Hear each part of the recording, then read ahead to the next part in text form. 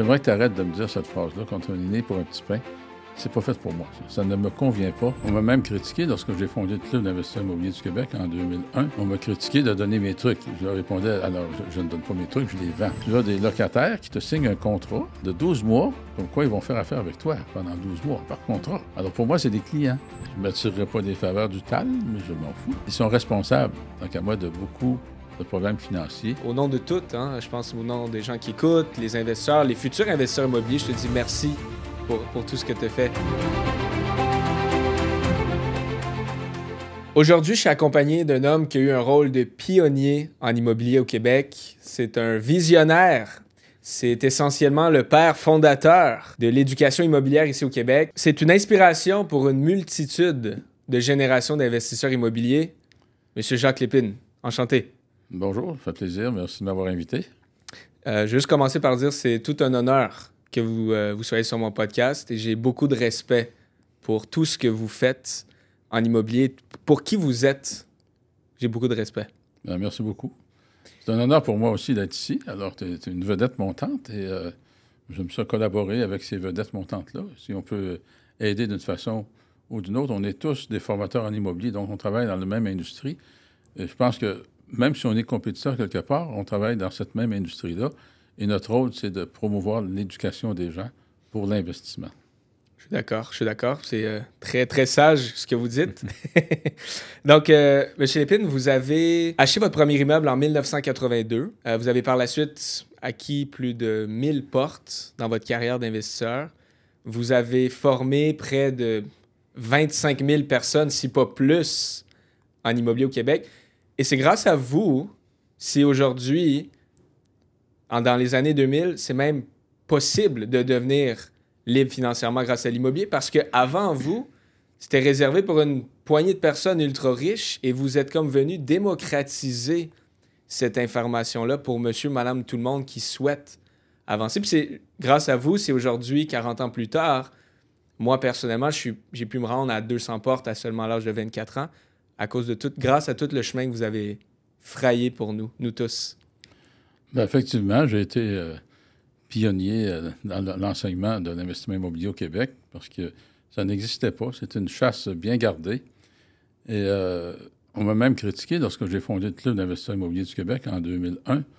On m'a critiqué de donner mes trucs. Je leur répondais, alors, je ne donne pas mes trucs, je les vends, première des choses. Je vends des formations. Mais je me disais, pourquoi c'est pas accessible à tout le monde? Moi, je viens d'une famille très humble. On n'était pas pauvres, mais on était vraiment dans la classe moyenne très basse. Et avec cette fausse mentalité que de l'argent, c'est pas propre, c'est pour ne pas dire sale.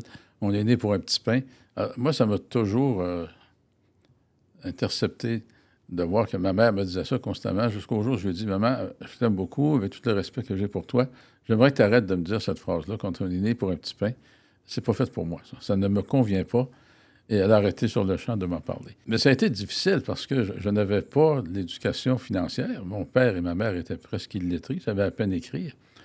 Mon père avait 3 emplois pour réussir à nourrir la famille.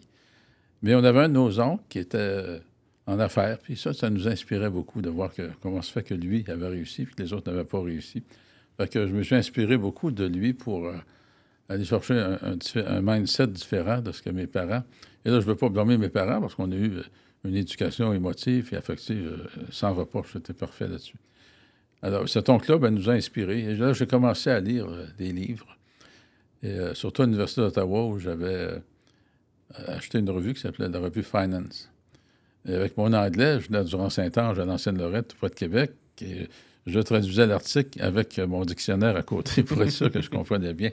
Ça s'appelait « How to Wake Up the Financial Genius Inside You ». Et l'article décrivait l'évolution de la carrière d'un courtier en valeurs mobilières qui était transféré à l'immobilier. Il comptait son succès rapidement dans les 2 pages en question. Mais son but était de vendre son livre « How to Wake Up the Financial Genius Inside You », écrit par lui, édité par lui, 100 $. Et là, on recule en 1978. Là. 100 $ en 1978, mais il avait tellement confiance, il disait « Envoie-moi un chèque de 100 $, pas se dater de 30 jours, je t'envoie le livre, et si tu ne l'aimes pas, retourne-moi le livre et je te retourne ton chèque. » Alors, j'ai fait ça, mais j'ai tellement aimé le livre que je me suis arrangé pour que le chèque passe, qu'il soit honoré par la banque. Et ce petit livre-là m'a inspiré toute ma vie parce que c'était vraiment simple. Si tu le regarderais, ce petit livre-là aujourd'hui, tu dirais c'est tellement basique, ça se peut pas. Mais l'immobilier, c'est vraiment basique aussi.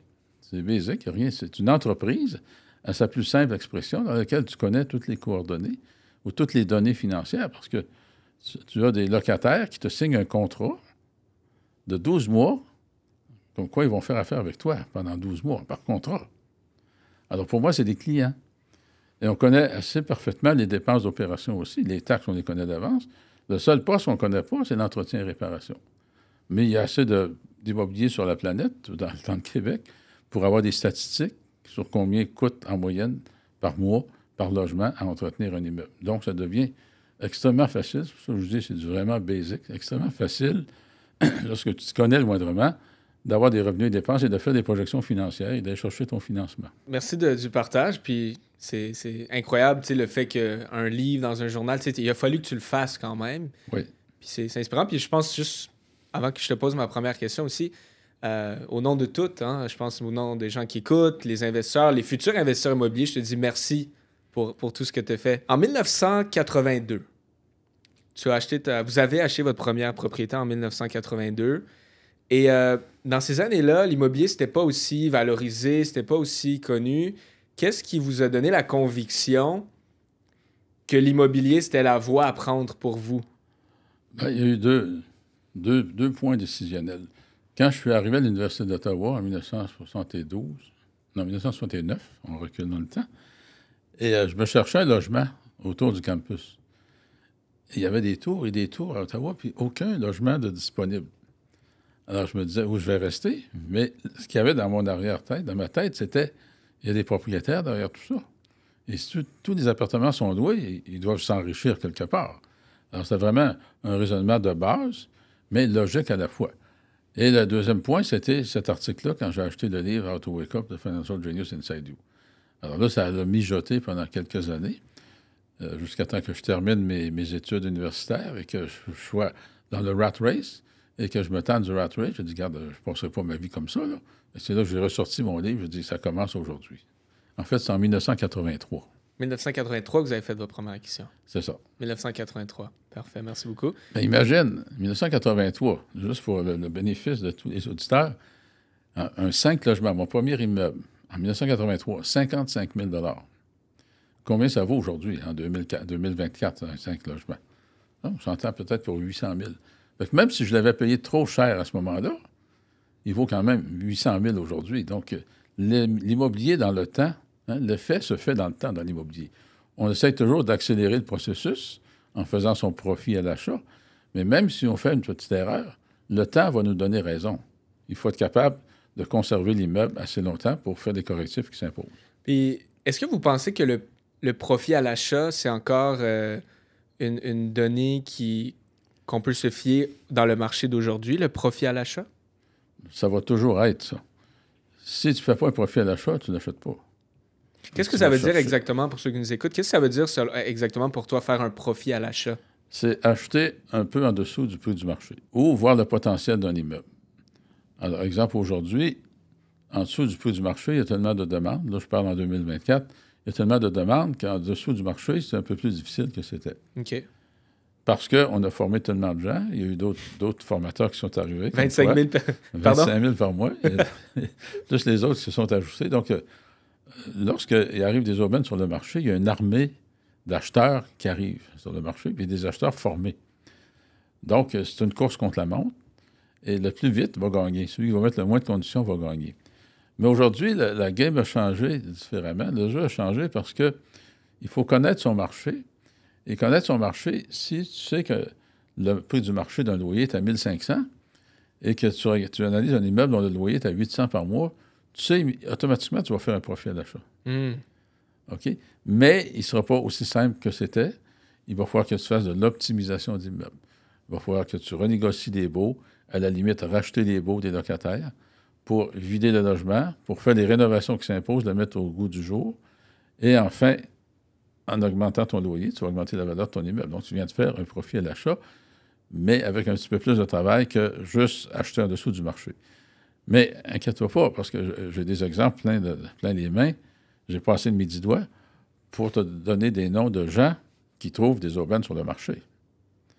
Et pourquoi ils trouvent des aubaines sur le marché? Parce qu'ils cherchent. Ceux qui ne cherchent pas, ceux qui se découragent, ils n'en trouveront jamais. Parce que c'est jamais marqué dans le front du vendeur, achète-moi, je suis un vendeur motivé ou j'ai une aubaine pour toi. Tout le monde va essayer de vendre le plus cher possible.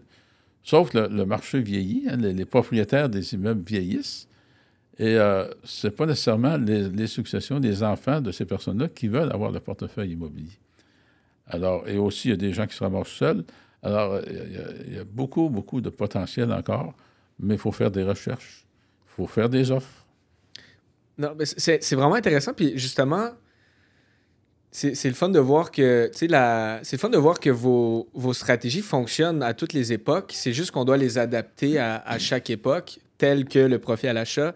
C'est quoi les autres transformations, les autres différences majeures entre investir en immobilier dans les années 1983 puis aujourd'hui dans les années 2000, 2020, 2030, etc.? Selon toi, c'est quoi les transformations majeures entre les deux?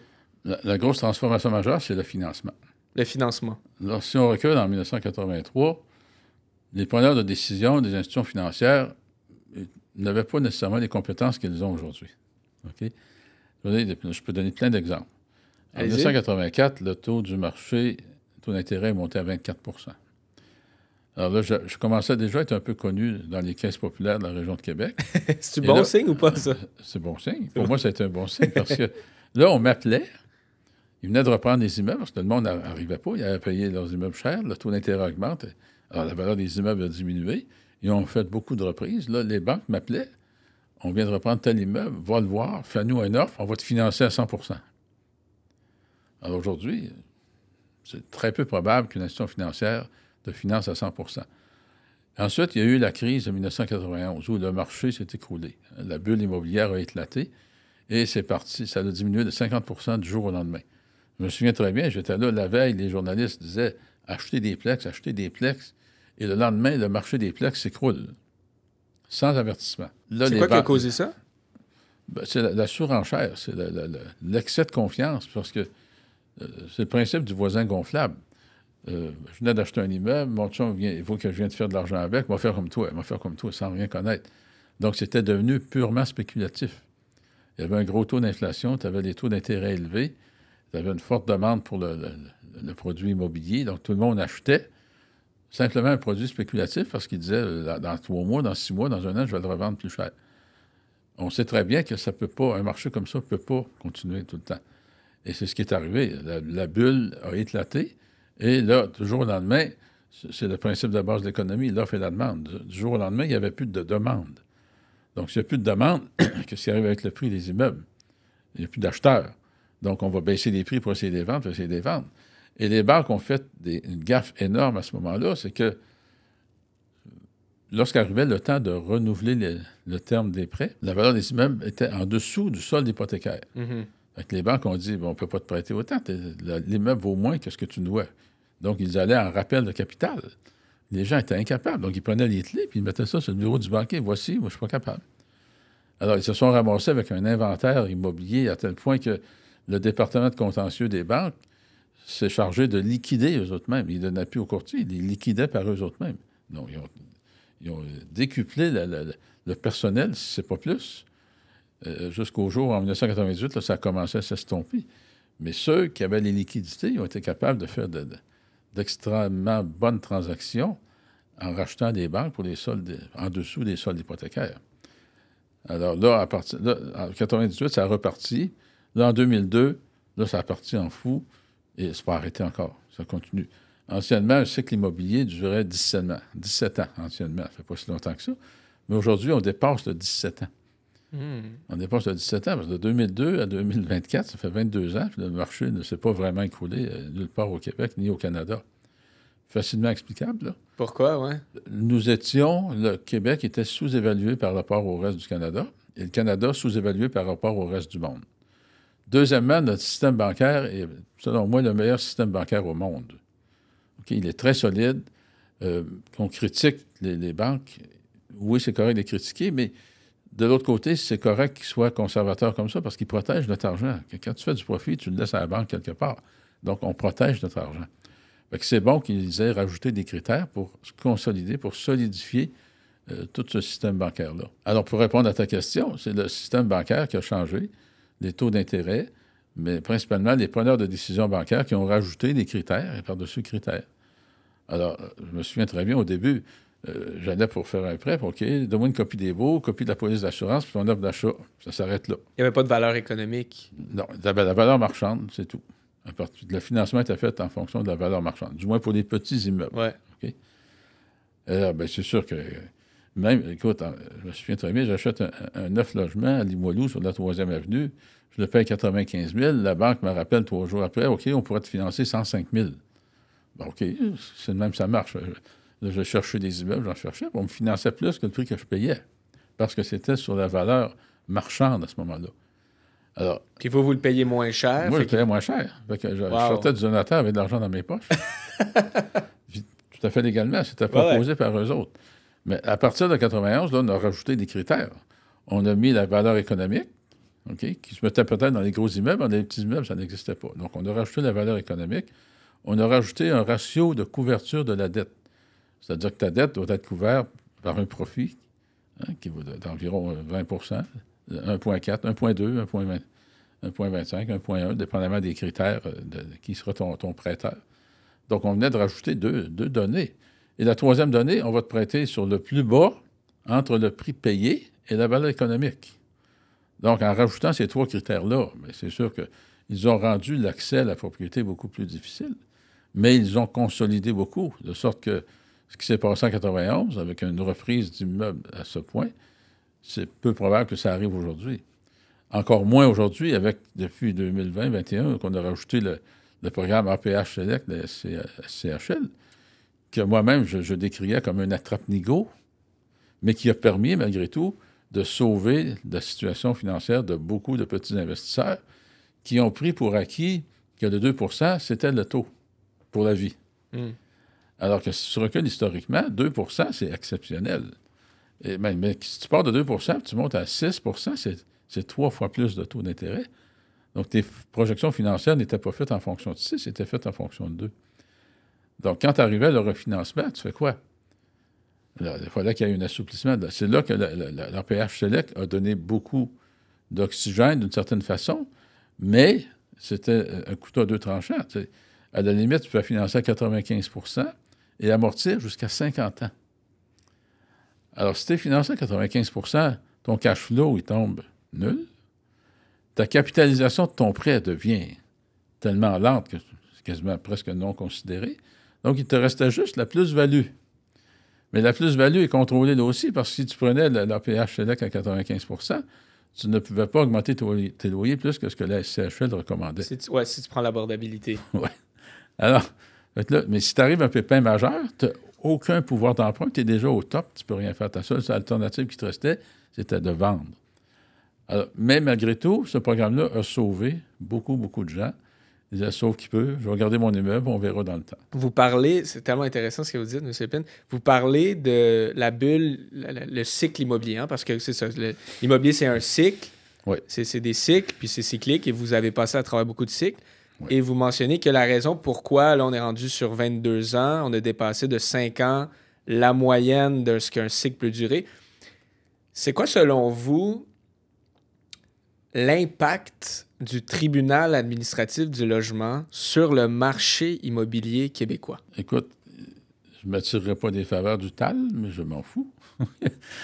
Ils sont responsables, tant qu'à moi, de beaucoup de problèmes financiers, tout au moins du vieillissement du parc immobilier mal entretenu. Et par ricochet, ils sont un peu responsables de la rénoviction aussi. OK. Parce que on empêche un propriétaire d'augmenter les loyers pour protéger le locataire. Alors, le propriétaire, lui, s'il n'a pas les revenus qu'il faut, comment est-ce qu'il fait pour entretenir? Il va être obligé de réinjecter de son argent tout le temps. En autant que tu es capable de le faire, ça va, mais si tu n'es pas capable de le faire, tu fais quoi? Alors, les années passent, tu as des augmentations d'un demi, un tiers, un quart de 1 %. Alors que l'inflation est à 3, 4, 5 % tout ton entretien augmente plus rapidement que ce que tu peux avoir de loyer, augmenter tes loyers. Et là, il arrive sur le marché quelques années plus tard, dont on est un peu responsable, d'autres même, on forme des gens On leur montre la game, et là, ils apprennent à découvrir qu'il y a un potentiel. Le potentiel, bien, il faut brasser un peu la cage, c'est-à-dire qu'il faut négocier les baux avec les locataires, à la limite, racheter leurs baux, ce qu'on a baptisé la rénoviction, et vider le logement pour le rénover et augmenter les loyers et augmenter la valeur. Alors, c'est sûr que là, les journalistes s'emparent de ça, certains journalistes, les municipalités qui cherchent des votes, hein, les élus municipaux, dans toute politique, on cherche des votes. Donc, c'est populaire de dire « Ah, on va contrôler ça, puis ça n'a pas de bon sens, la rénoviction ». Mais il n'y a aucune municipalité qui dit de l'autre côté, si on double la valeur de l'immeuble, on va peut-être doubler le rôle de taxation, puis les revenus qui reviennent. Ça, c'est pas important d'en parler. Hein? Ça n'attire pas des votes. Alors, tout le système, quelque part, est responsable de ce qui arrive actuellement. Alors, nous, on est responsable d'avoir formé des gens, d'avoir éveillé les gens au potentiel d'un immeuble. Et le résultat de ça, bien, c'est ça. Si tu vois un immeuble, comme je disais tantôt, 1500 le marché, puis il est à 800, bien, tu sais immédiatement que tu as une aubaine entre les mains. Mais il y a un travail à faire, c'est de la rénoviction, mais il y a de la rénoviction normale, il y a de la rénoviction sauvage. Peux-tu expliquer la différence entre les deux? Bien, la rénoviction sauvage, on va appeler le service d'incendie, on va dire, OK, mon immeuble il est impotable, il est dangereux, puis il faut vider tout ça. OK? Alors, il y en a que c'est comme ça, mais est-ce que c'est pas exagéré de pousser la machine à ce fond-là, à ce point, pour accélérer le processus, pour vider les logements et les rénover? Bon, ça, c'est un peu sauvage. Mais par contre, l'autre côté, et c'est là où on en parle moins, c'est lorsqu'il y a une négociation entre deux parties et qu'on offre 5, 10, 15, 20 000 $ à un locataire pour quitter les lieux et qu'on l'aide à le relocaliser ailleurs. Ça, on n'en parle pas, c'est pas important. Est-ce que selon vous, parce que moi, ce que je respecte beaucoup de vous, M. Lépine, c'est vos valeurs, votre éthique et tout ça, parce que ça me rejoint beaucoup. Est-ce que selon vous, c'est éthique, ça, de remettre un 5, 10, 15 000 $ à un locataire, ou est-ce que selon vous, c'est malhonnête? Ben, moi, je vois pas où est la malhonnêteté, parce qu'on négocie entre deux individus. On les force pas. Parce que moi, je n'ai jamais forcé personne à quitter un logement. Mais je me donne une marge de négociation, 5 000, 10 000, 15 000. Et là, mais il n'y a pas un fusil sur la tête d'individu. Il est libre d'accepter ou de refuser. Alors, il y en a qui ont accepté, puis là, c'est sûr, des organismes communautaires comme la Frappe-Rue qui arrivent en arrière, qui essayent d'influencer ces gens-là, vous dire, ben, tu t'es fait avoir, puis... Mais jusqu'où tu t'es fait avoir? C'est facile de faire passer quelqu'un pour une victime. Mais il faut bien comprendre que ces gens-là, il y a eu une négociation. Là, ils vont dire, ouais, mais il n'est pas équipé de négocier contre toi. Toi, tu es un expert. Oui, mais on demeure des êtres humains et on parle ensemble. En tout cas, moi, je n'ai jamais fait de rénoviction forcée avec personne. Je n'en ferai jamais non plus. Mais c'est une négociation. Mais tu sais, si tu leur fais miroiter un 15 000 $, c'est quand même pas négligeable. Puis si je l'aide à se le relocaliser, et si je paye son déménagement, ça ne coûte rien, là. Ça ne coûte absolument rien. Donc, il y a un bon côté. Et souvent, ils vivent dans des logements, c'est presque invivable. Et alors, on leur donne une somme d'argent, puis on les amène dans des logements. Souvent, j'ai déménagé dans mes propres logements que je venais de rénover ailleurs, à un autre prix, c'est sûr. Mais au moins, ils ont une somme d'argent pour affronter ça. Alors, il va toujours y avoir de la controverse entre des organismes communautaires qui veulent protéger. C'est correct qu'il y en ait aussi. Hein. C'est bon d'avoir une balance, selon vous? Oui, ces gens-là permettent de faire une balance, comme tu dis. Sinon, il y aurait trop d'abus. Autant, pourquoi il y a eu pas la Corpic, mais le TAL, au début, la Régie du logement, pourquoi il y a eu ça? C'est qu'il y a eu des propriétaires qui ont abusé. Est-ce que ça existait dans votre temps, le tribunal administratif du logement? Ça a commencé dans les années 80. J'étais presque un des membres fondateurs à ce moment-là. C'était Jean Laberge à Québec. Il y avait un bureau. Le groupe Laberge à Québec, qui détenait des quincailleries. Et aujourd'hui, ils ont le Canac Marquis. Et ils détiennent, 7-8 000 logements, si c'est pas plus, là. Alors, ils ont fondé la Corpic.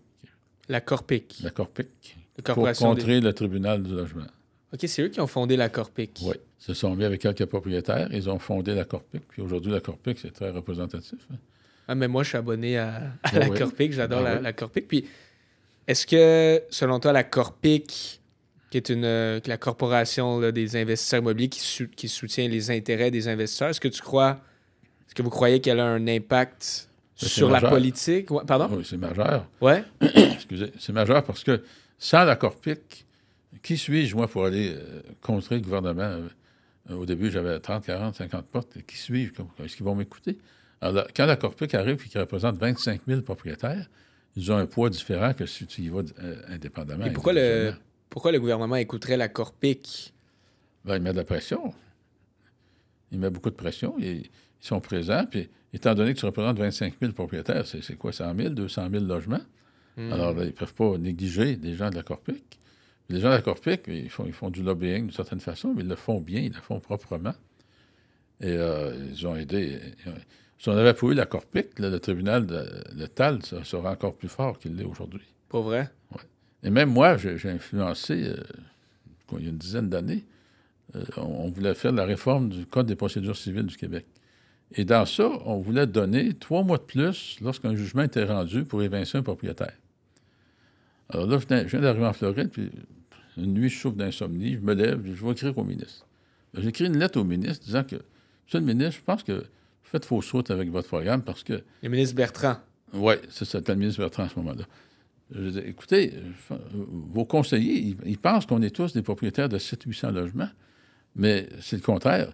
La plupart des propriétaires du Québec possèdent des duplex ou des triplex. OK?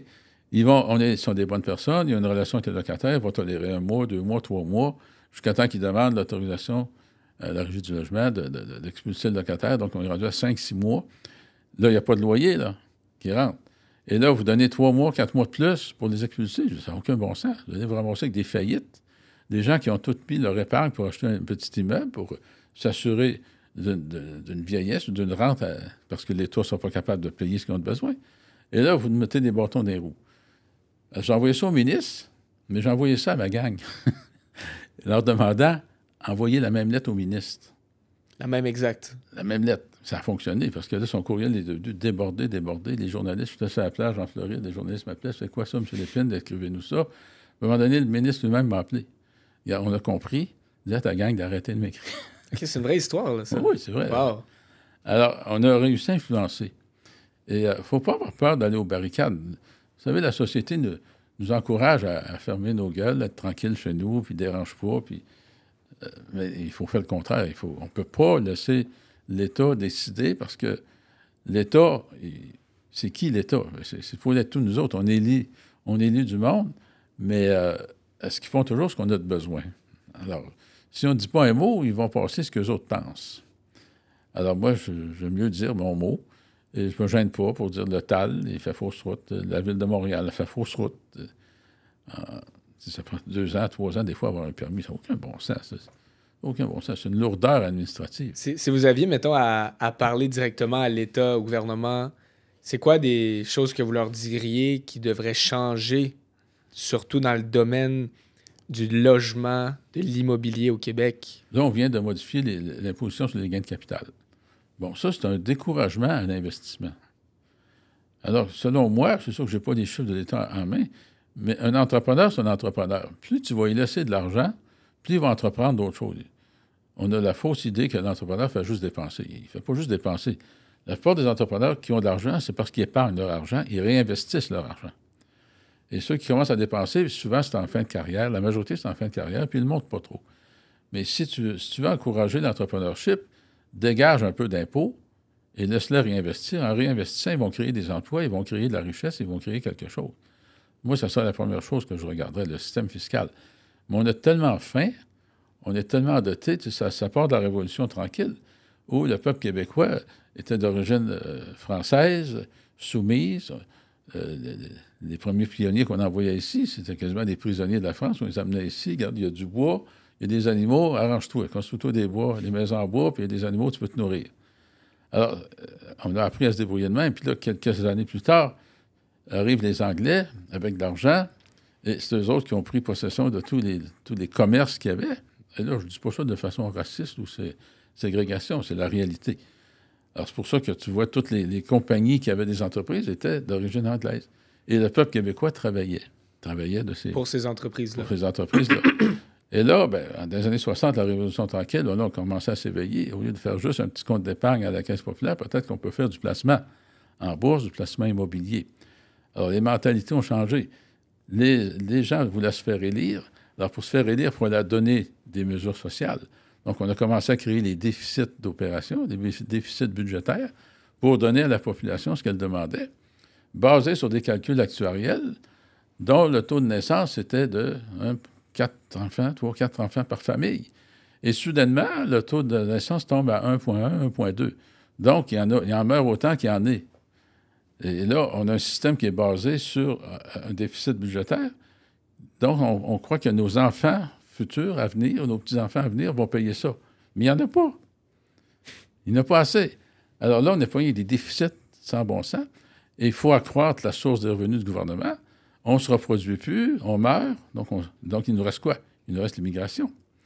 Et là, l'immigration, on annonce des programmes. Puis encore là, le gouvernement, je ne sais pas comment est-ce qu'ils font pour réfléchir. Je suis pour l'immigration, on en a besoin. Mais pour doubler la population du Québec, est-ce qu'il ne faudrait pas doubler les infrastructures? Est-ce qu'il ne faudrait pas augmenter les hôpitaux, augmenter les écoles, augmenter tout? Tout. Mais avant de les accepter, mais préparons-nous.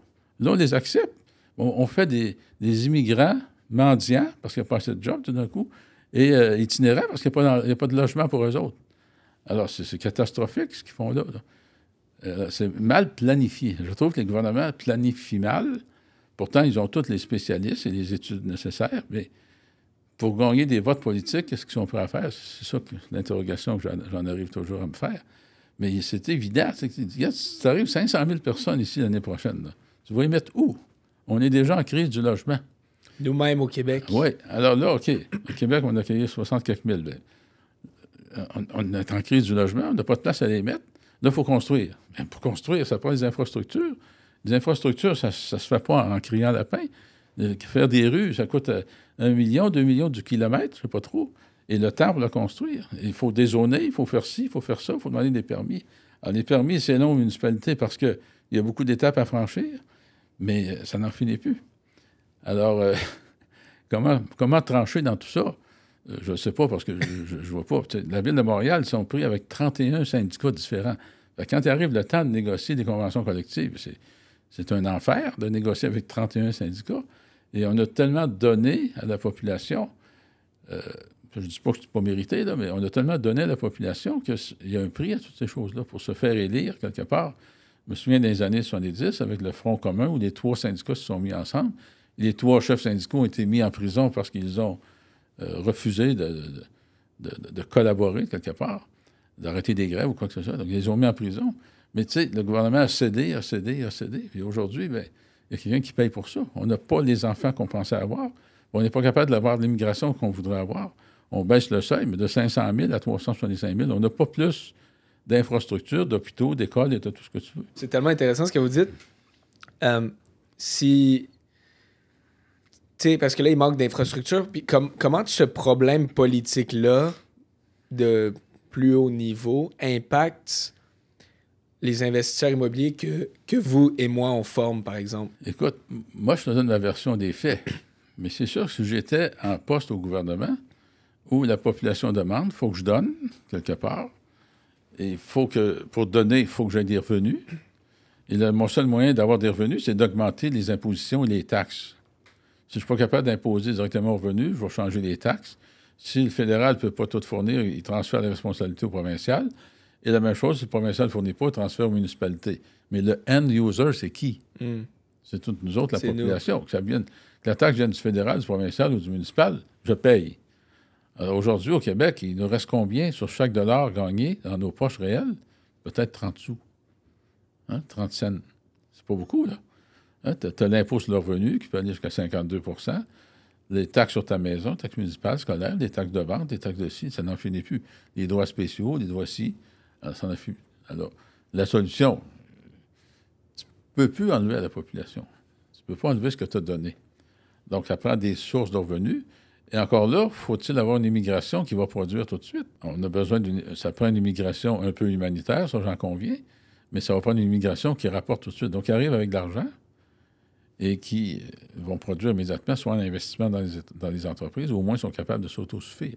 Puis pour nous aussi, les investisseurs au Québec, comment on peut, en quelque sorte, en bénéficier de tout ce qui se passe, de tous les problèmes que vous expliquez, de façon éthique, bien sûr? C'est la mine d'or pour nous autres, là. C'est la mine d'or. Le Canada, on a 5000 km d'est en ouest.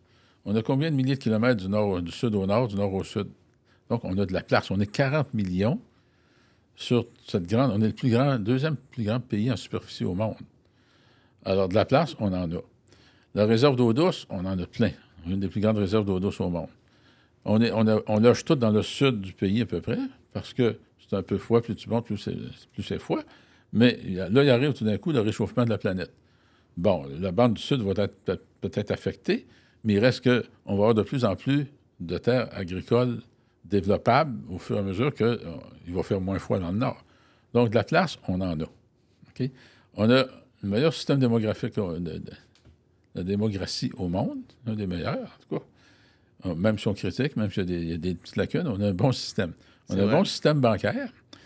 Alors, et nous autres, on pleure. On pleure sur notre sort. Mais moi, j'enseigne à beaucoup de gens, entre autres, des gens tout récents. Lui, il vient du Congo, la République démocratique du Congo. Et là, nous autres, pour acheter au Congo, il faut payer cash. Le seul moyen qu'on peut avoir un peu d'argent, c'est lorsqu'on est propriétaire depuis un certain nombre d'années. Et là, on va peut-être accepter de nous financer 50 Et moi, j'arrive ici, là, j'ai un peu d'argent, j'ai un bon crédit, je crée de l'emploi, j'ai des entreprises ici, je continue à avoir des revenus. Donc et là, les banques, ils peuvent me financer 85 de mes revenus.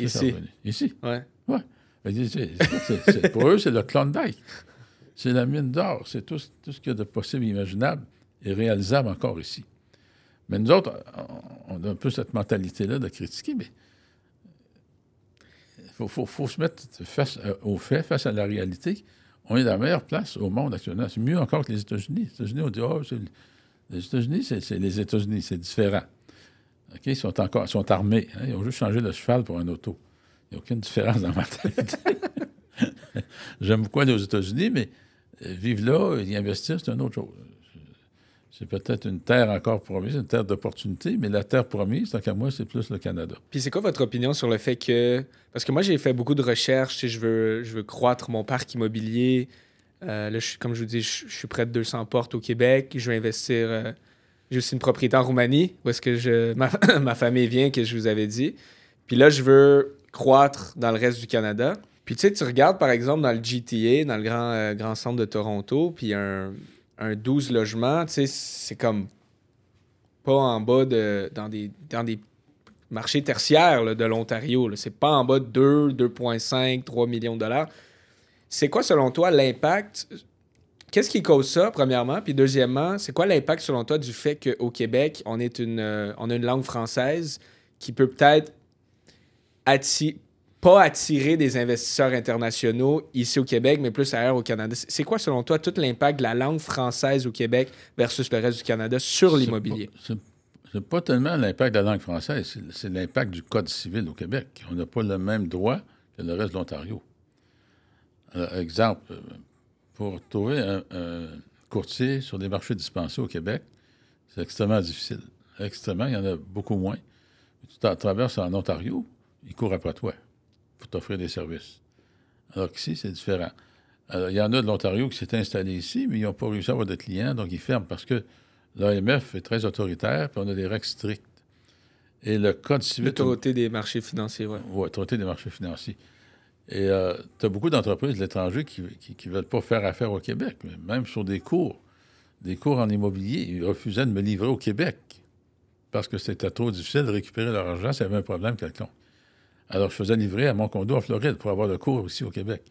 Alors, le Code civil lui-même, qui est inspiré du Code Napoléon, est différent du Common Law qui gère le reste du Canada, l'Angleterre et les États-Unis. Donc, on arrive avec des particularités. Le droit est différent. Donc, ça ralentit beaucoup d'investisseurs. Beaucoup plus que la langue. Tu sais, 100 piastres, c'est 100 piastres. 1000 piastres, c'est 1000 piastres. Peu importe la langue. Mais qu'est-ce qui est vraiment... Je veux juste essayer de comprendre, c'est intéressant. C'est quoi qui est vraiment... Qu'est-ce qui fait que le Code civil ralentit la croissance immobilière au Québec versus le Commonwealth ailleurs au Canada? Ça ralentit pas juste la croissance immobilière, ça ralentit tout. Le Code civil, il y a un Code des procédures civiles, puis il est plus sélectionné du droit qui s'applique à chaque virgule. Alors que le Common Law est basé beaucoup plus sur la jurisprudence. OK. Tu as des principes de loi, mais tu as aussi beaucoup plus de jurisprudence. Et au Québec, on est beaucoup plus sur les principes de droit que sur la jurisprudence. Il existe la jurisprudence, ça va influencer, mais avant tout, c'est le Code des procédures et toutes les lois, les interprétations des lois qui priment avant la jurisprudence. OK. Ouais, ben c'est intéressant. Oui, oui. mais ça peut devenir décourageant pour certaines personnes d'investir ici. Le potentiel aussi, internationalement, le Québec, c'est nous autres qui retiraient le moins de la péréquation. Et là, aujourd'hui, le Québec, je me souviens bien, c'est nous autres qui retirent le plus de la péréquation du Canada. Donc, on est la province, à peu près la province la plus pauvre. Plus on retire de cette péréquation-là, plus on est pauvre. Ça prend plus de revenus du fédéral. Ouais. Alors, la mentalité, le syndicalisme, je ne veux pas anti-syndicalisme, mais à un moment donné, il y a des limites. Là, on regarde, là, les postes sont tous de jamais, le port est de jamais, pour demander des choses presque impossibles. Ils vont réussir à l'avoir parce que les politiciens vont être obligés de céder quelque part, mais il reste que ça devient coûteux et dispendieux de faire affaire ici. GM a fermé, pourquoi? À Boisbriand. Pourquoi est-ce qu'on fermé? Ça n'a plus de bon sens. Tu étais trop jeune pour visiter. Ils l'ont démoli avant que tu sois au monde, je pense. Mais moi, je l'ai visité. Puis écoute, ça n'a pas de bon sens. Correct pour les gens qui étaient là. Mais la chaîne de montage était tellement lente là, que chaque poste, le gars, il avait une petite table, puis il avait le temps de lire son journal de Montréal avant qu'il arrive à son poste. Et à des gros salaires. Mais comment veux-tu arriver à produire des machines? Alors, le résultat, ils ont dit, regarde, c'est impossible à rentabiliser, on ferme l'usine, on s'en va parce que c'est moins cher à produire. Alors, on paye pour ça, quelque part. Oui, on va chercher des bénéfices, mais à un moment donné, les entreprises, ils font des lockouts. Le temps que la grève dure, l'économie qu'ils font, ça va permettre à payer les salaires. Moi, j'étais conseiller municipal dans une petite ville à Saint-Mathias, et puis le vendredi après-midi, c'est fermé. Après 1 heure, c'est fermé. On se reprend, on travaille le mercredi soir. Mais tu sais, il reste, moi, je ne fais pas le mercredi soir, j'ai besoin d'un service durant le jour. Ouais. Mais il n'y a pas personne. Tu sais, c'est des bénéfices sociaux. Je suis content pour eux autres qu'ils l'aient, mais pour nous autres, les citoyens, là, c'est de la merde, excusez l'expression, mais c'est de la merde. Et combien de municipalités, c'est la même chose. Il y a des conditions de travail royales. Je n'ai pas d'autre terme pour ça. Alors, tu sais, la société serait à repenser, mais c'est irrepensable. Parce que tu ne peux pas enlever ce que tu as déjà donné. Je ne connais pas un syndicat qui va céder sur les remettre à travailler le vendredi après-midi. Alors, ça répond à ta question. Pourquoi on ne vient pas investir au Québec? Ça coûte trop cher. C'est difficile. Les salaires sont élevés. Ils sont moins élevés qu'en Ontario, oui, mais en Ontario, ils sont élevés. Le coût de la vie est plus élevé aussi. Mais ici, en tout cas, c'est beaucoup plus difficile d'investir. Mais quoique les gros portefeuilles immobiliers, ils s'envolent. Ça part des mains des Québécois, là. Ah oui? Ben oui. Mais qui va arriver avec 200 millions pour acheter un parc immobilier? C'est beaucoup de Québécois qui peuvent le faire. Alors, tu as des fonds internationaux, des riches internationaux qui vont acheter ces portefeuilles-là. Les sièges sociaux qui quittent le Québec, c'est catastrophique, ça aussi. Pourquoi ils quittent le Québec? Est-ce qu'on serait devenu ingouvernable un peu comme la France? Il y a des raisons pourquoi on laisse aller les sièges sociaux. C'est qu'il y a d'autres personnes qui les achètent, qui voient le potentiel que nous autres, on ne voit pas. Et notre mentalité aussi que le Chinois, il construit pour le futur, pour les générations à venir. Nous autres, on construit pour nous. On veut s'enrichir, puis nous autres, en bénéficier. Donc, si quelqu'un m'arrive demain pour la Société de crédit au Québec, il m'offre 20 millions, il va vendre, hein? 20 millions tout de suite, là, il va vendre. OK? Alors, c'est la mentalité qu'on a. Non, 20 millions, s'il peut me donner 20 millions, c'est peut-être que ça en vaut 40. Peut-être que ça a un potentiel pour 1 milliard aussi. Alors, on n'a pas cette mentalité à long terme-là qu'il faut développer. On a une mentalité à court terme, sauf on est des sans-latins, on veut profiter de la vie immédiatement, on ne veut pas que ce soit nos enfants qui en profitent, on veut que ce soit nous autres. Alors, c'est toute une mentalité à changer. C'est vraiment intéressant. J'ai une dernière question sur la politique comme ça, puis après, on va rentrer. J'ai une question plus concrète sur les gens qui nous écoutent pour l'immobilier, mais tu sais, pour ceux qui nous écoutent, c'est important de comprendre que la politique, puis les décisions prises au niveau du gouvernement sur le marché locatif, sur les logements, sur tout ça, ça a un impact sur monsieur, madame, tout le monde qui veulent investir en immobilier, veut pas. Oui. Ma question est très intéressante. Quel impact la séparation du Québec aurait sur le marché immobilier québécois, selon vous? Je regarde la situation de l'État québécois. Okay? On est dans une fédération, une confédération. Moi, je côtoie beaucoup les gens de Toronto, parce qu'on est membre d'un club d'automobile prestigieux. Et tu vois qu'ils rient dans leur barbe de nous autres. OK? On ne sait pas se gérer. On se gère mal. On est les surtaxés. Les autres qui payent le plus d'impôts. Des scandales à n'en plus finir. Et tout ça sort. Et pourquoi? Pourquoi c'est comme ça? Si on devenait un pays indépendant, penses-tu que ça changerait? Moi, j'en doute. J'en doute fort. On a besoin de l'argent du fédéral actuellement. Oui, mais l'argent qu'on a au fédéral, on l'aurait ici. Regarde. On avait le Canada Pension Plan. Le CPP, oui. Oui. Là, non, nous autres, on veut gérer notre argent. On a le Régie des rentes du Québec. OK? Le Régie des rentes du Québec, la Caisse de dépôt et de placement du Québec. Donc, on augmente. Ça coûte des salaires, tout ça. Là. Quand tu deviens autonome, ça coûte des salaires. Au lieu d'avoir laissé au Canada Pension Plan, comme toutes les autres provinces, nous autres, il faut être indépendants. Et est-ce qu'on gère bien ces fonds-là?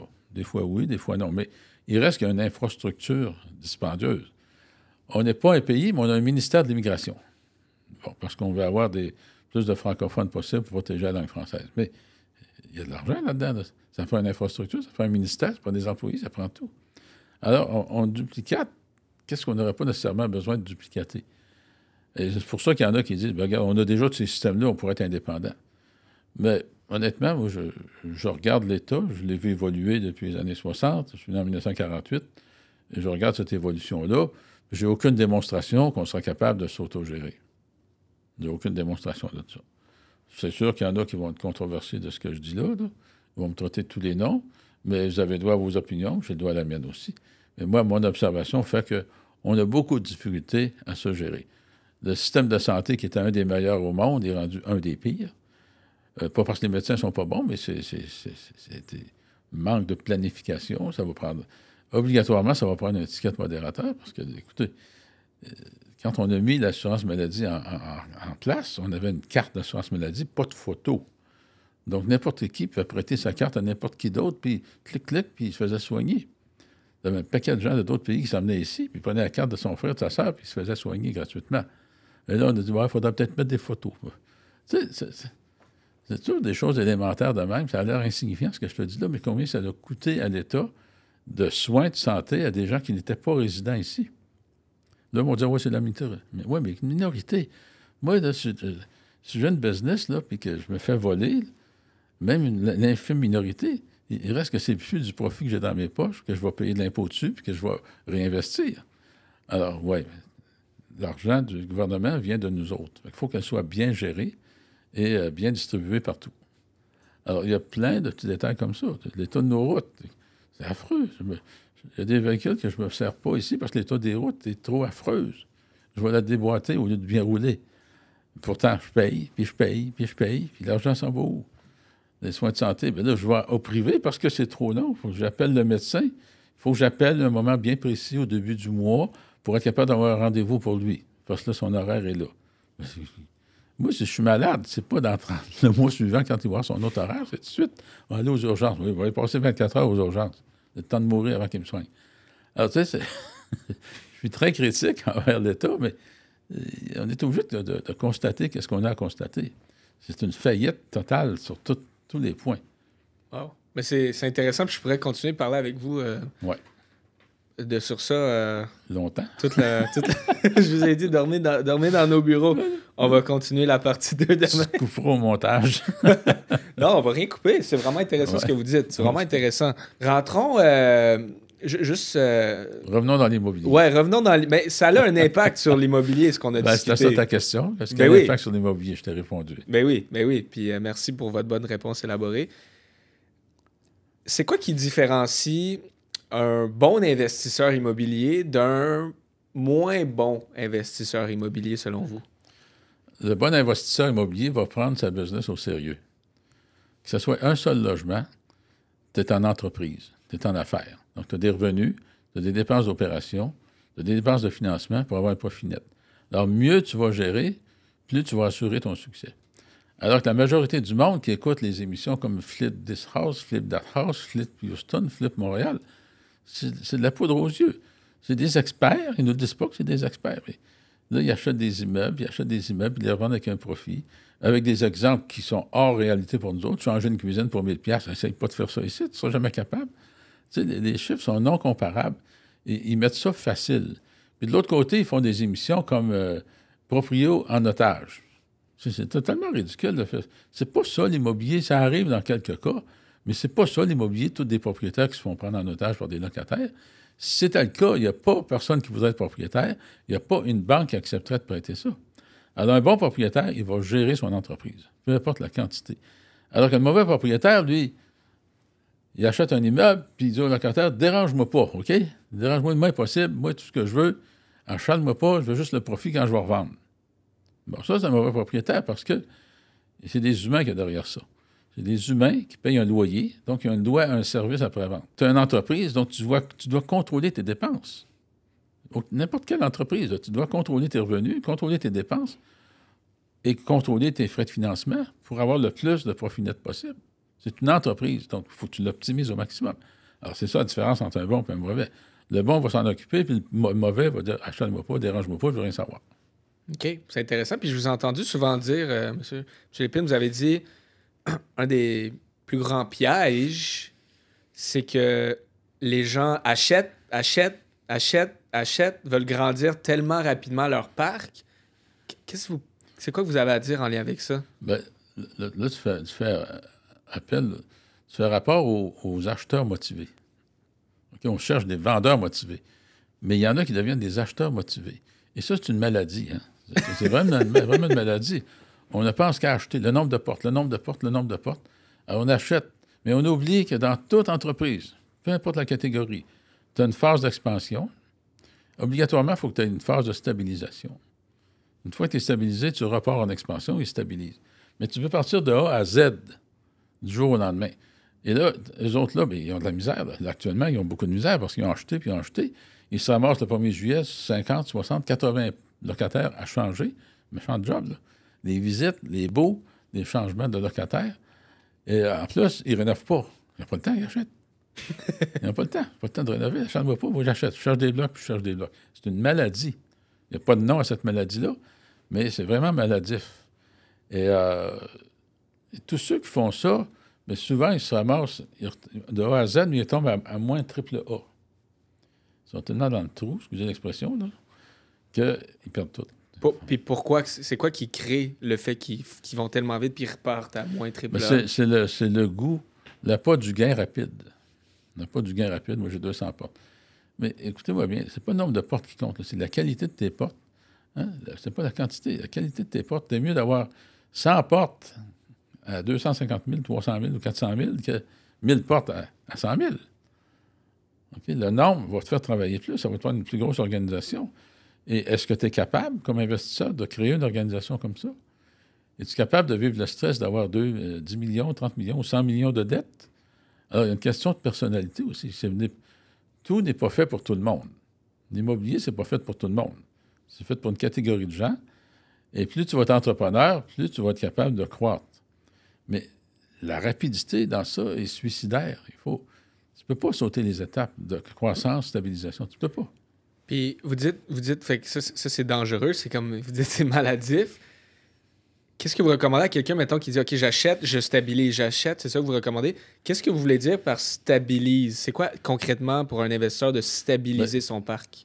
Tu achètes un immeuble, tu fais une vérification diligente, mais une fois que tu as acheté, est-ce que ta vérification diligente a été parfaite à 100 %?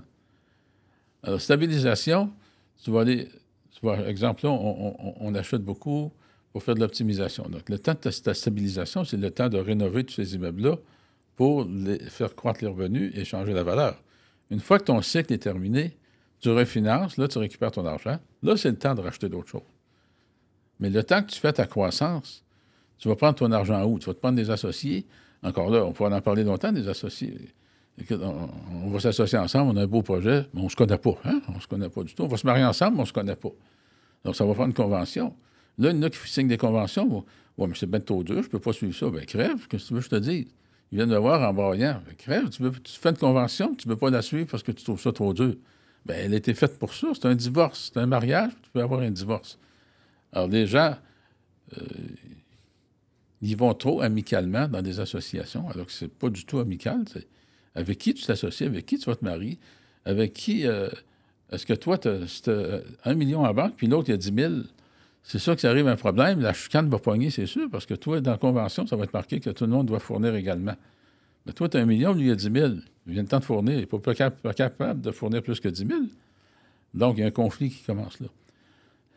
Alors, c'est irréfléchi. Donc, il faut réfléchir, il faut s'asseoir, il faut se payer des consultants qu'il faut. Puis, si tu n'as pas les moyens, bien, vas-y pas. C'est intéressant, ça. Puis c'est un bon conseil que vous donnez, mais moi, c'est ça, personnellement, quand je commençais, j'ai pris des heures avec des fiscalistes, je les payais leur tarif, 200-300 $, puis je m'instruisais justement de ces gens-là. Vous avez acheté 1000 portes dans votre carrière. Est-ce que En fait, j'en ai eu plus que ça, mais simultanément, j'en ai eu jusqu'à 1000. OK, vous en avez eu plus que 1000 en tout. Ah ben oui, j'ai acheté, j'ai revendu, j'ai racheté. OK. J'ai En revendu. tout, est-ce que vous savez combien vous en avez eu? J'ai jamais compté, mais certainement au moins 2000. Oui. Wow, OK. Certainement. Fait que c'est encore plus. 2000 portes, c'est. Si tu fais le calcul, là, c'est beaucoup. C'est énorme, mais tu sais, c'est sûr, quand tu regardes ça avec du recul, j'aurais dû toutes les garder. Hein? OK. Tu sais, mon premier, j'ai payé 55 000, aujourd'hui, il vaut 800 quelques mille. C'est sûr, j'aurais dû te les garder, mais au moment où je le faisais, je le savais, puis j'avais besoin de cet argent-là aussi. C'était un commerce d'acheter et de revendre, dans le but de pouvoir en accumuler le plus possible. Mais même là, avoir accumulé 1000 portes, c'est quand même pas si mal. Là. Mais c'est incroyable. Ouais. C'est-tu plus facile, selon vous? Qu'est-ce qui est plus facile? De se rendre de 0 à 100 portes ou de 100 à 1000? C'est de 0 à 100. C'est plus facile de 0 à 100 que de 100 à 1000? C'est plus difficile. C'est plus difficile de 0 à 100. 0 à 100, oui. Parce que tu n'es pas connu, tu n'as pas d'historique. Mais une fois que tu connais ton historique, vous savez, je présente ça de façon humoristique. Le banquier, lorsque tu arrives là la première fois, il y a une page de conditions qui est pleine. OK? Une fois que tu es connu, il tourne la page 1A. C'est marqué prête-y. OK? Donc, il va te demander les mêmes documents, sauf que ton historique est fait, puis la présentation de son dossier va être faite en fonction de ton historique. Alors, les banques sont là pour quoi? Ils sont là pour prêter. S'il n'y a pas de prêt, les banques ne peuvent pas vivre. Donc, ils cherchent des bons candidats. Donc, quand ils en ont un en main, bien, les règles s'assouplissent un petit peu. Exemple, la première fois que tu y vas, il faut que tu me démontres ton comptant avant de faire la demande de prêt. Une fois que tu es connu à la banque, le comptant devra être démontré chez le notaire. C'est deux mondes, là. C'est deux mondes. Le montrer chez le notaire, tu as le temps de faire des montages financiers, tu as le temps de trouver l'argent, tu as le temps de tout faire. Mais le prouver avant, c'est une autre histoire. Mm-hmm. Alors, quand tu commences, on te demande toujours de le prouver avant. Mais moi, aujourd'hui, on ne me demande jamais de le prouver avant. On me demande l'argent devra être prouvé chez le notaire. Quand tu vas être rendu chez le notaire, là, tu enverras l'argent. C'est ça. Ah, c'est intéressant. Puis, tu sais, ça fait plus de 40 ans que vous êtes dans l'immobilier. Vous avez vu les bons côtés, vous avez vu les moins bons côtés, tous les aspects. Oui. Qu'est-ce qui, selon vous, pourquoi est-ce que quelqu'un devrait investir en immobilier, selon vous? Écoute, c'est un besoin essentiel, hein, comme se nourrir. On vit dans un pays plus nordique, il faut s'abriter, donc ça prend un toit. C'est le moyen qui existe de s'enrichir le plus facilement, okay, tout en continuant tes activités. Même si tu ne veux pas faire fortune en immobilier, tu t'achètes 1, 2 ou 3 biens immobiliers, le temps va faire son effet. Il y a quelqu'un qui va payer toutes tes dépenses et toutes tes hypothèques. À la limite, 25 ans plus tard, ton immeuble va être payé, même si tu restes très conservateur, à la nouvelle valeur dans 25 ans. OK, donc, tu viens de t'enrichir automatiquement en continuant ton emploi. Tu oublies ça, tu fais juste ta petite gestion. Et regarde, les maisons aujourd'hui. J'ai acheté mon terrain, ma maison qui est incendiée, j'ai acheté mon terrain en 2008, 250 000. Le même terrain aujourd'hui, là, 1,5 million. 25 000 pieds carrés. Qu'est-ce que j'ai fait? J'ai rien fait. J'ai construit ma maison, j'ai demeuré là, puis j'ai payé mes hypothèques. Alors, de 250 000 à 1,5 million, c'est tout. De 2008 à 2024, c'est quand même pas... Ça fait 16 ans. Alors, ne serait-ce que ça, j'aurais 1 250 000 dans mes poches, juste avec le terrain. Avec une acquisition. Une acquisition? Oui. OK. On ne parle pas d'un parc immobilier, on parle d'une acquisition. On parle d'une acquisition. Et là, c'est la même chose sur toute la ligne. Il y a 16 logements. Aujourd'hui, à 200 000 la porte, c'est 3,2 millions.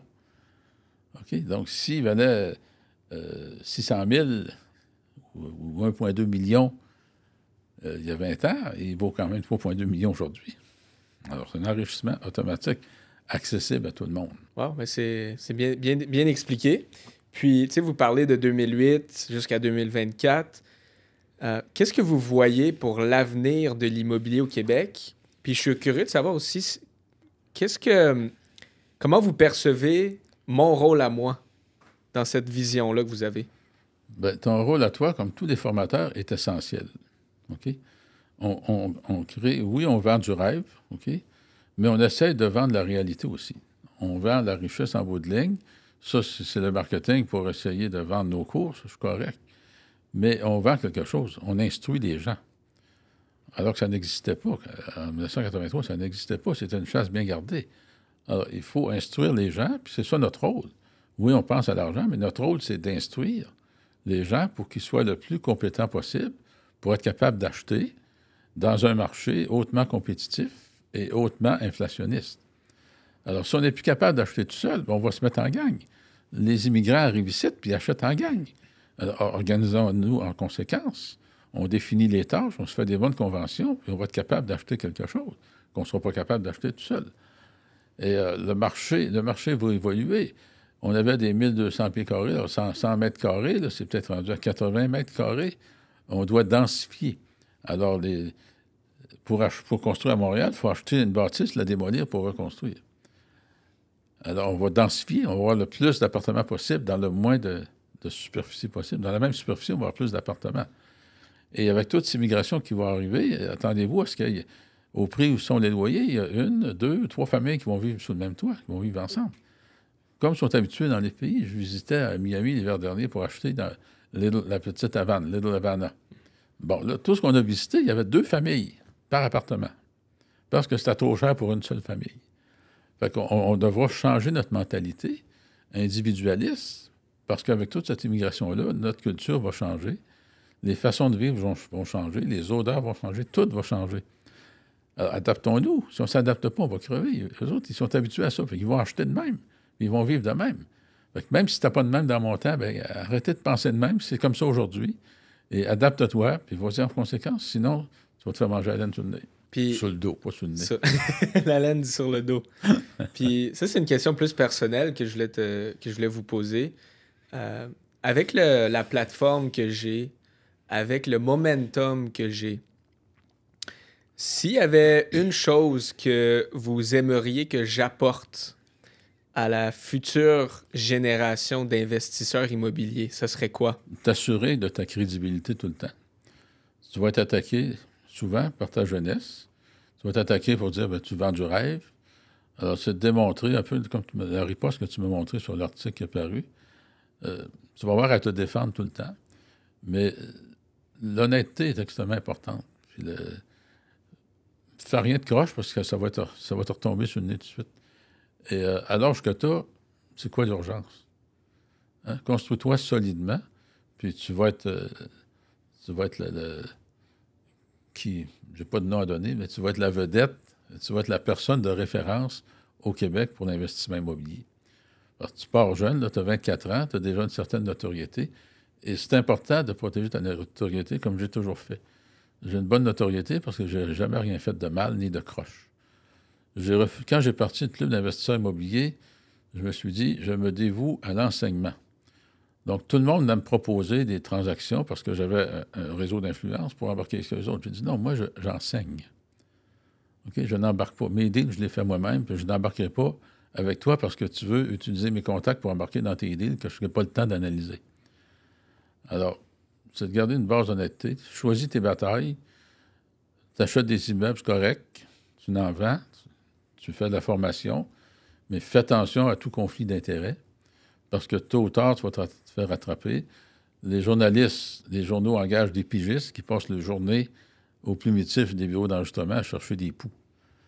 Et pourquoi est-ce qu'on a de la misère à avoir des politiciens qui ont de l'envergure? Parce que qui ne peut rien se reprocher dans sa vie? Alors, tu as une armée de journalistes qui cherchent des poux pour scandaliser. Alors, c'est sûr que je te conseille d'être honnête tout le temps et de rester crédible. Tu vas être le king au Québec dans l'enseignement immobilier. Wow, ben merci beaucoup. Puis, je vais juste vous dire, c'est mon objectif de suivre le chemin que vous avez tracé.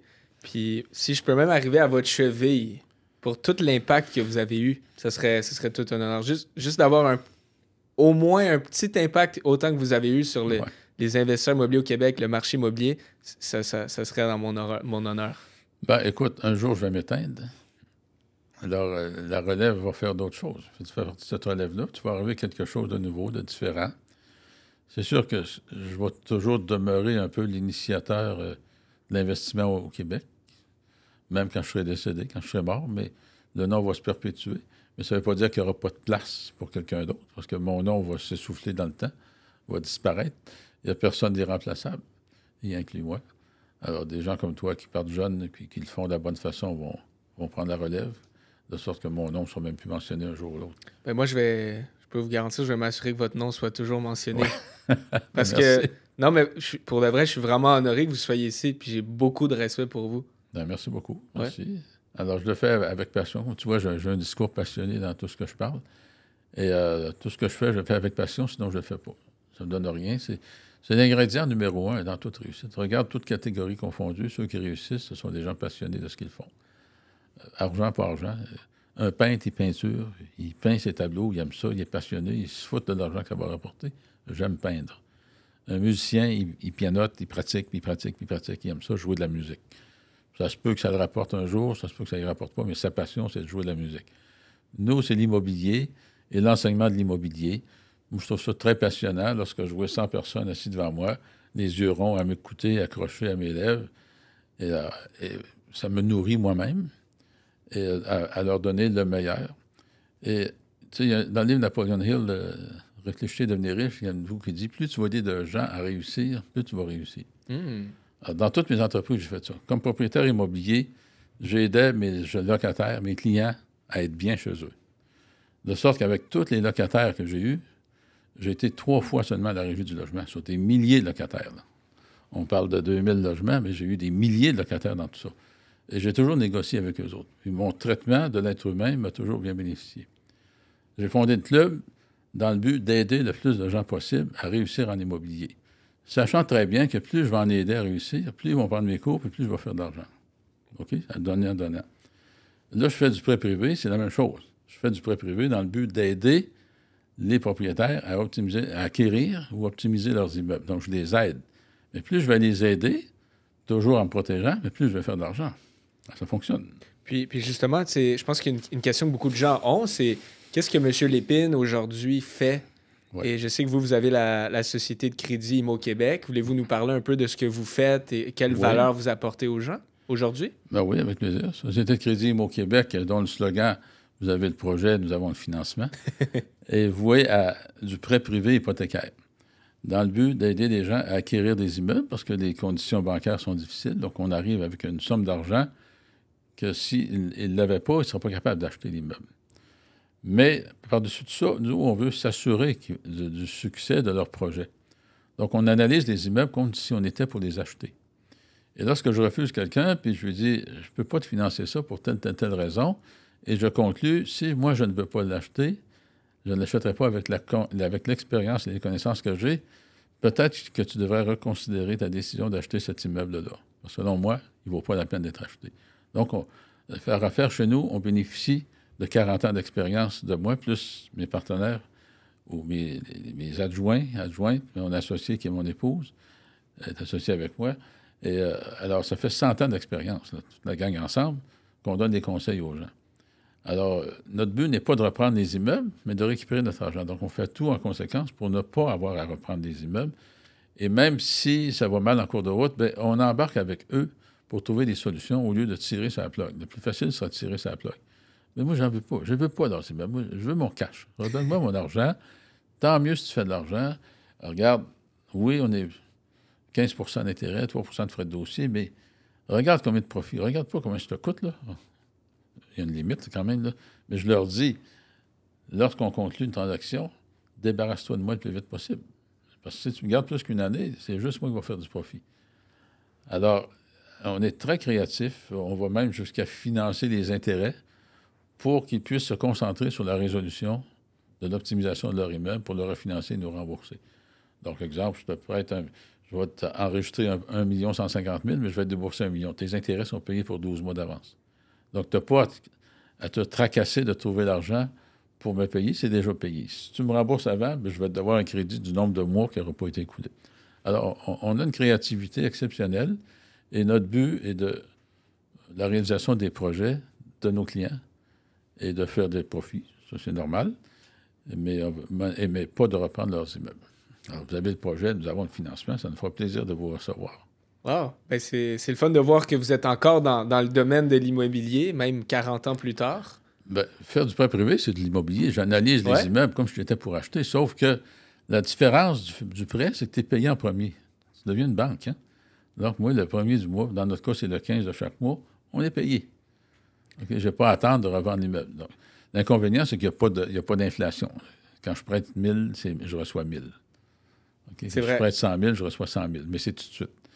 Et dans vos planifications, je peux terminer là-dessus, Ouais. considérez l'âge que vous avez. Toi, Corey, tu as 24 ans. Donc, si tu te trompes, tu as du temps devant toi pour récupérer. Mais moi, actuellement, je vais avoir 76 ans, je n'ai pas le temps devant moi. Peut-être que j'ai 20 ans, 30 ans, je l'espère. Il vous reste 50 ans et Il plus, me reste M. 50 Lépine. ans et plus, mais toi, il t'en reste quand même 50 ans de plus que moi. OK? Alors, la planification doit être en fonction de ton espérance de vie aussi et de tes objectifs. Alors, aujourd'hui, j'ai vendu mes immeubles pour faire du prêt privé parce que je vais être payé en premier.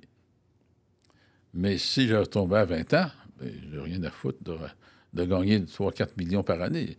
1 million, c'est suffisant, et la plus-value va m'enrichir davantage dans le temps. Puis j'ai une dernière question, si vous me permettez. Vous me parlez si vous aviez 20 ans. Si vous aviez 20 ans aujourd'hui, si vous aviez mon âge, Ouais. j'ai 24 ans, qu'est-ce que vous feriez pour commencer en immobilier? Qu'est-ce que vous feriez pour recommencer en immobilier avec le marché d'aujourd'hui? La première chose que je ferais, je lirais le plus de livres possible sur l'investissement immobilier, puis je prendrais un des multiples coaching et mentorat qui existent, parce que ce n'est pas une dépense, c'est vraiment un investissement. Tout va tellement très rapidement, il vaut mieux arriver sur le marché bien préparé. Sinon, ça va te sauver beaucoup d'années, beaucoup d'erreurs de prendre un coaching. Moi, j'enseigne dans le Club d'investisseurs immobiliers du Québec, et c'est moi, en fait, qui ai tout écrit les cours qu'il y a dans ça, entre autres le coaching et mentorat. Et je suis persuadé que si j'avais à recommencer, je commencerais par suivre des cours comme ça. Et tout au moins lire le plus de livres possible. Le livre que tu montrais tout à l'heure, L'indépendance financière grâce à l'immobilier. Écoutez, il n'y a pas un mois, là, j'exagère pas, il n'y a pas un mois qu'il n'y a pas quelqu'un qui vient me voir avec ce livre-là. Merci, M. Lépine, j'ai réussi à faire mon premier million grâce à votre livre. Alors ça, c'est extrêmement satisfaisant. En dehors du prix du livre, 24,95, sur lequel je touche environ 3 $. C'est pas avec ça que je me suis enrichi. Mais quel sentiment du devoir accompli quand tu écris un livre puis que les gens réussissent à appliquer tout ce qu'il y a dedans, parce que j'ai réussi à bien le vulgariser. Alors pour moi, c'est priceless, comme on dit. J'aimerais écrire un livre comme vous un jour. Qu'est-ce que vous me conseillez? Ben écoute, c'est pas difficile d'écrire un livre si tu as l'inspiration et si tu as les connaissances. Alors moi, ça a été très facile de les écrire parce que j'avais ces connaissances et ces inspirations-là. Celui-là, ben, écoute, il y a tout dans ce livre-là, hein? À peu près tout. Fait que réécrire un livre semblable, tu vas être obligé de copier quelque part. Mon livre serait jamais à la hauteur du vote, ça c'est sûr, M. Lépine. Tandis que l'autre, avec Luc Poirier, Courage, Vision, Passion, ben, n'importe qui peut écrire un livre de ce sens-là parce que ça va sur nos propres expériences. Et l'idée derrière ce livre-là, ben, c'était 2 générations sur lesquelles on n'avait jamais travaillé. Mais en bout de ligne, on voit que nos techniques sont les mêmes. Luc il a eu 50 ans, on a 25 ans de différence. Et exactement la même chose comme quand analyse, gestion des stress, gestion des projections financières. C'est exactement la même chose. On n'a jamais travaillé ensemble directement, on n'a jamais acheté ensemble. Mais on voit que même ces 2 générations, on voit que ça prend du courage, de la vision et de la passion. Wow. Alors, pour écrire un livre, tu y vas sur ces choses-là. OK, bien excellent. Puis je termine en disant que je vous l'avais mentionné, M. Lépine, moi, quand j'avais 16 ans, mon père était venu me voir. Mon père était un pompier pour la ville d'Ottawa. Jamais investi en immobilier, mais il est venu me voir un jour et il a dit « Corey, moi, j'avais une marque de vêtements que j'avais commencé à Gatineau, que vous connaissez. Vous venez de là, à l'école secondaire Nicolas Gatineau. Puis je vendais mes hoodies à comme 20 $ par hoodie dans la salle de bain des gars. C'est comme ça que j'ai commencé à 16 ans.